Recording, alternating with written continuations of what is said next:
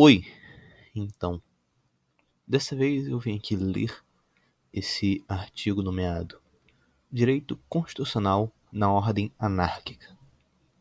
Esse artigo foi escrito pelo Valdenor Jr. para o CAISO, Center for State Law Society, no dia 2 de dezembro de 2014. Então, sem mais delongas, começarei a leitura aqui desse artigo.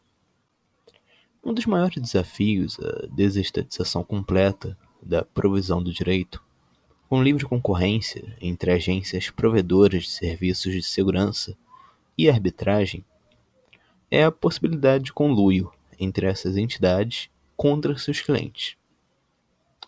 A observação econômica é a de que os consumidores perderão algum dinheiro, enquanto temporariamente o conluio entre empresas no mercado de bens e serviços estiver em vigor, tendo em vista a relação quantidade versus preço que estais ofertarão sob o cartel.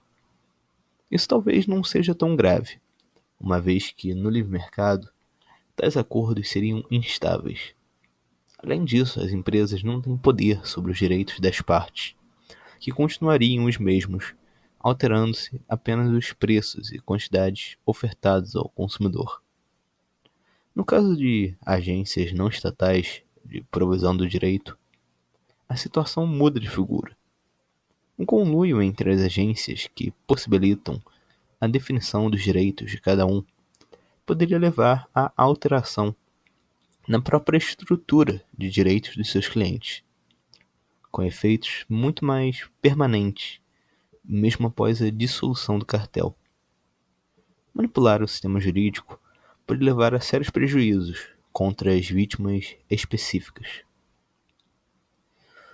Uma solução defendida por alguns é a de que deveria existir um Estado constitucional para realizar supervisão antitrust dessas exigências. É a conclusão de Robin Hanson, que defende a privatização completa da provisão do direito, e de Gillian K. Hadfield, que defende a privatização apenas do direito comercial. Apesar de que esses autores não detalham como essa supervisão antitrust seria realizada, parece-me que, para além da convencional proibição das práticas anticompetitivas e a nulidade, ou mesmo proibição, dos contratos de cartelização, deveria haver um mandato constitucional especificando os limites do que as agências podem oferecer. Por exemplo, a inadmissibilidade de detenções provisórias sem procedimento específico, e proibindo arranjos secretos que possam conduzir à alteração lesiva da estrutura de direitos dos clientes. Assim, restrições constitucionais salvaguardariam os direitos das pessoas contra manipulações das agências em conluio. Essa seria a conclusão minarquista. Mas e sobre o anarquismo? Como o anarquismo de mercado superaria essa barreira? Primeiro, precisamos entender o que é uma restrição constitucional. Sobre democracias constitucionais, essas normas servem ao propósito de vedar que os atos emanados do legislativo, do judiciário e do próprio executivo venham a ter determinados conteúdos ou realizados sem cumprimento de certos procedimentos. Por exemplo, no Brasil, uma lei que estabeleça a pena de morte é inconstitucional e, portanto, inválida perante a Constituição. Logo, restrições constitucionais estabelecem aquilo que não será aceito como regra, mesmo que venha a ser aprovado pelas instâncias que têm competência para decidir as regras. O que seria análogo às constituições políticas em termos de direito privado. Os estatutos de associações. Assim como as constituições criam a ordem jurídica do Estado, os estatutos de associações criam as associações respectivas. Assim como as constituições estabelecem restrições sobre as instâncias decisórias do Estado, estatutos de associação fazem o mesmo em relação às diretorias e assembleias da associação. No caso específico dos condomínios no Brasil, a lei estabelece que os condôminos devem elaborar a convenção de condomínio, que seria seu estatuto, e aprovar um regimento interno do edifício ou do conjunto de edifícios. O anarquismo de mercado permite organizações como estas. Embora o modelo mais conhecido de policentrismo legal seja de Murray Rothbard e de David Friedman, onde a opção pelas agências de provisão do direito é realizada diretamente pelos indivíduos, o modelo de Michael Huemer em The Problem of Political Authority, An Examination of the Right to Coerce and the Duty to Obey, em português, o problema da autoridade política, um exame do direito de coação e do dever de obedecer, visualiza a predominância da aquisição coletiva dos serviços de provisão do direito, por meio de associações de moradores ou de condomínios. Essas associações contratariam agências de segurança e poderiam estipular um código legal que os árbitros aplicariam nas transações realizadas sob sua jurisdição.